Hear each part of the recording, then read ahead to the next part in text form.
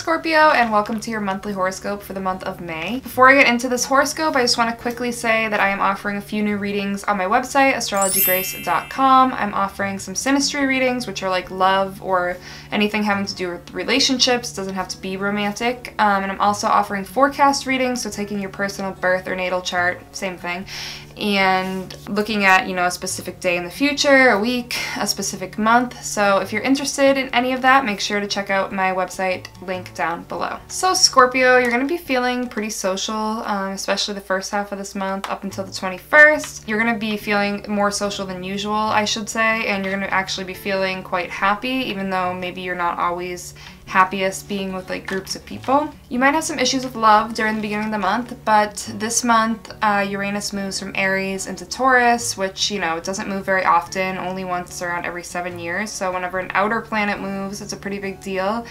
And around the 16th, that's when it's moving, and your love life for you is going to become very exciting and like full of surprises and change and unexpected happenings. Also, due to this move that Uranus is making, you might have a parent or a parent figure become very involved in your love life, like maybe giving their opinions too much, maybe hanging out with you and your partner. Somehow they might become very involved in your love life, and you might be fine with it, but you might also, be annoyed by it as well. If you are in a relationship, around the 19th, Venus is going to move into Cancer, and it's going to be, opposing Saturn and Pluto. So for you, this might cause, you and your significant other to have opposite views, or maybe somebody that you're potentially looking to be in a relationship with. And, you might feel like you just can't get on the same page, or you might actually physically be far away from one another. Like one of you might travel.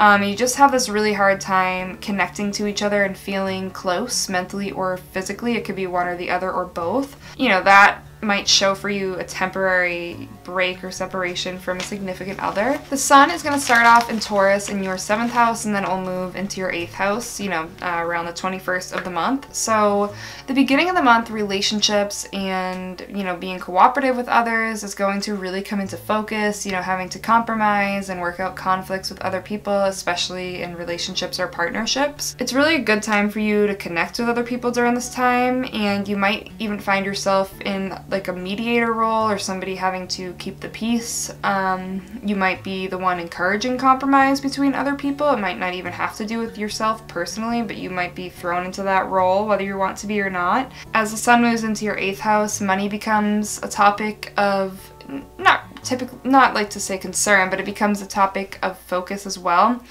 And you might have to share money with another person, whether it's like a partner, a friend, a roommate, whatever, but you might find yourself negotiating like a contract. Maybe you're moving in somewhere new, a new apartment, and it's also a good time to get like a loan or a mortgage. Mercury is going to move through your 6th and 7th house and then end in your 8th house at the end of the month. So while it's in your 6th house at the beginning of the month, details are really going to like take up your attention at work or at school or, wherever it is that you spend a lot of your time. You're going to be feeling more productive than usual, and I am aware obviously that not everybody's like either in school or at work. I know people are doing many different things, but it could be in a group you're involved in, charity or volunteer work that you do, even just like personally, maybe you go to the gym or you're working on like fitness goals or spiritual goals. It doesn't have to be work or school or career related, but you're just going to be feeling much more productive than you typically do or than you have been, recently. You might have a hard time seeing the big picture, but you're going to have all these details floating around, and it's just going to be up to you to kind of put them together, and that will be easier when Mercury moves into your 7th house.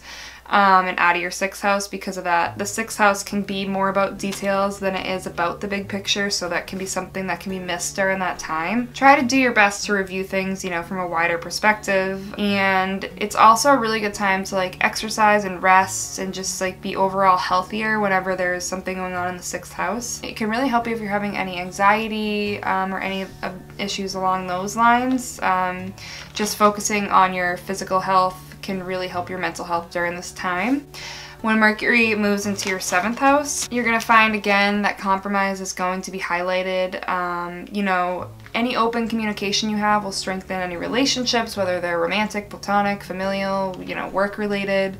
And you might have to deal with some competition during this time, but just try to be I wouldn't say be secretive, but, you know, don't put all your cards on the table because that might end up, you know, hurting you. Venus is going to travel, it's going to start in your 8th house and travel to your 9th house this month, and you're going to have success if you've had like a loan or a mortgage. So again, really good time for like buying a new car if you've been thinking about it, getting a loan out for a business you're thinking of starting, buying a house if that's what you've been working towards.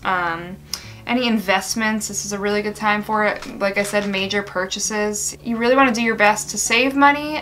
Obviously that's kind of hard if you're making a major purchase, but just don't, you know, blow your money in one spot. Just be wise about it. With Venus being in your 8th house, you might have this feeling of kind of wanting to change, you know, when it comes to your love life, like maybe your relationship isn't working for you right now, or maybe you just want some sort of like a transformation. Maybe you've been unhappy with the way you've been dating, people you've been dating, and you want to have either some single time alone, or you want to just like switch things up in some sort of way. As Venus moves into your 9th house, you might have the opportunity to travel, and that could be a time where you also could meet a romantic partner if you're single, or it's a good time to have a romantic travel you know, vacation with a partner that you're already with. It's also a good time to just like get away with some friends, whether it's even like a day trip, a weekend trip, or like a full-on vacation. And it's a really good time to like share ideas with other people, learn, expand your mind and your knowledge. Mars is going to start in your 3rd house and move into your 4th house during this month, so it's really important that while it's in your 3rd house during the beginning of the month to think before you speak.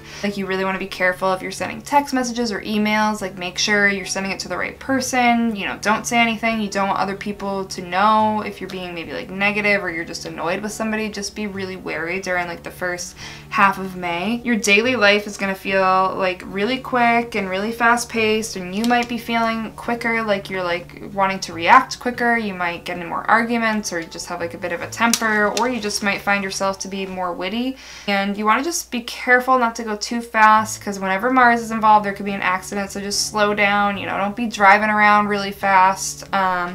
Or, you know, overdoing it and not getting enough rest. It's also a really good time to like focus on learning and motivating others. It's a good time to start a new hobby. As Mars moves into your 4th house, you're going to find that you have energy and willfulness that are going to kind of complement each other. Like you're going to have the energy to do what it is that you've been wanting to do and to accomplish your goals. And you might have some emotional struggles with family members, and it's just important to try to be as open and understanding as possible and just like be patient, you know, as much as you possibly can. Towards the beginning of the month, Mercury is going to be squaring Pluto, which is, you know, one of your rulers, and it might cause you, you know, between the 2nd and the 11th to feel a little bit off, like feel a little bit darker than you usually do, and you can feel dark at times because you're just a very intense individual.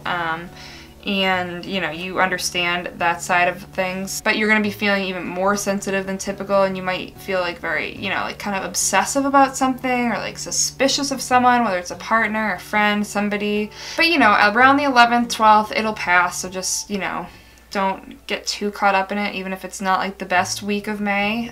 Between the 16th and the 22nd, Venus is going to be sextiling Uranus, and so for you, you're going to want this, you're going to feel this need for like independence, and you might really enjoy trying something new during this time and getting away from your day-to-day routine, and just kind of switching things up. So that is your horoscope for the month of May. I hope you enjoyed this, and if you did, don't forget to give it a thumbs up and subscribe if you haven't already.